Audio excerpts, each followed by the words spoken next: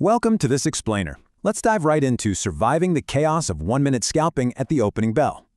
So how do pros actually survive this crazy 5-minute burst of volatility without totally blowing their capital?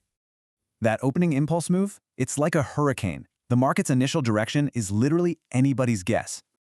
Pros don't guess. They use that 9:15 candle as a strict baseline, waiting to trap wrong-footed amateurs. For a low-risk continuation trade, simply plot the open and patiently wait for that initial bearish impulse to fail. See buyers vigorously defending those opening levels? Wait for a high-volume close above the open, then buy the retest. Context is absolutely crucial here. Strong opens punch straight through VWAP, while weak opens just lose it immediately.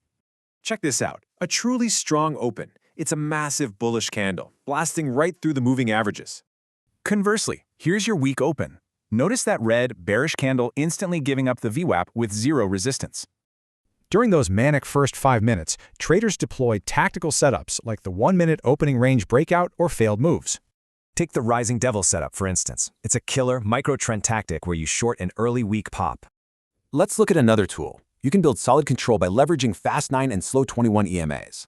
The rule here is strict discipline. Wait for a clean 921 crossover confirmed by volume, entering exactly at close. Grab quick profits and enforce strict exit rules. Always cut losses if price closes below a previous candle's open. To boost your confidence, pair those EMAs with RSI to confirm immediate momentum shifts swinging out of oversold territory. When the market gets choppy, wait for price to tag that lower Bollinger Band as RSI screams exhaustion. Ultimately, the golden rule to surviving this morning madness: you absolutely have to trade with the tailwind. So tomorrow morning, will you blindly guess the impulse or wait patiently to trap the amateurs?